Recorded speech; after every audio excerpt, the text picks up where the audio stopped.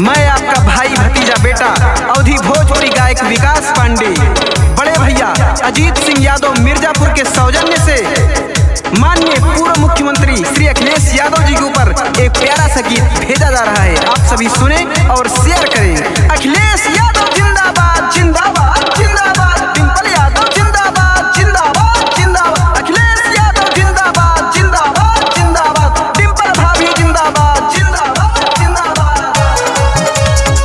योगी जी अब की बजाएंगे घंटी, यूपी में अब ना चलेगी हीरोपंती। योगी जी अब की बजाएंगे घंटी, यूपी में अब ना चलेगी हीरोपंती। सुना बेरोजगार युवाओं साइकिल के बटन दबैया हो, जितना जोर लगानी लगा लो जीतेंगे अखिलेश भैया हो, जितने जोर लगानी लगा लो जीतेंगे अखिलेश भैया हो।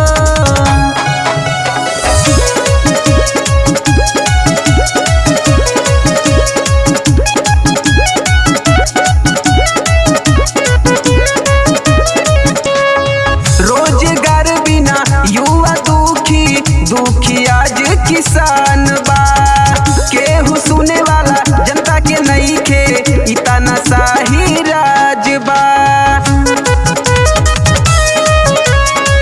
रोजगार बिना युवा दुखी बा, दुखी आज किसान बा, केहू सुने वाला जनता के नहीं खे, इतना शाही राज बा।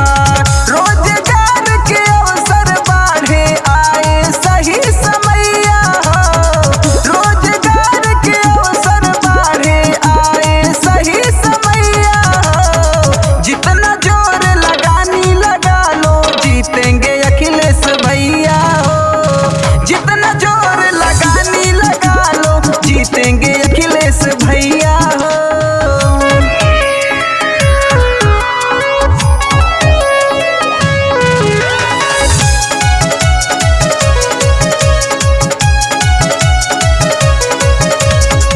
300 यूनिट लाइट मिले फ्री माँ, होई पेंशन बहाल हो, समय से खाद बीज मिले जो लागी, होई किसान खुशहाल हो।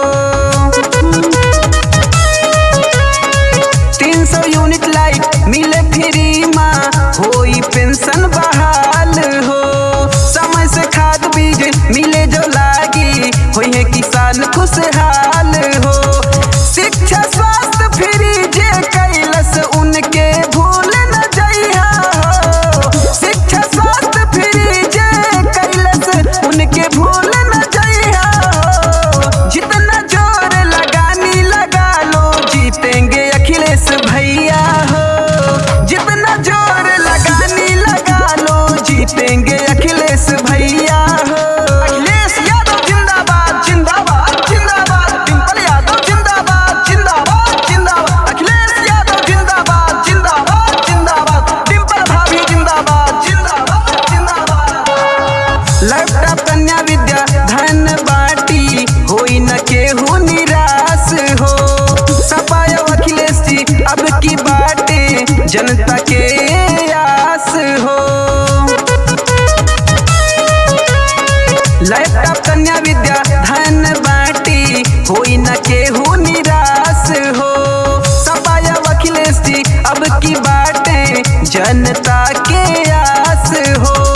कहे विकास सपा का सत्ता माँ बहुमत से लइहा हो, कहे विकास सपा का सत्ता माँ बहुमत से लइहा हो, जितना जोर लगानी लगा लो जीतेंगे अखिलेश भैया हो, जितना जोर लगानी लगा लो जीतेंगे अखिलेश भैया हो।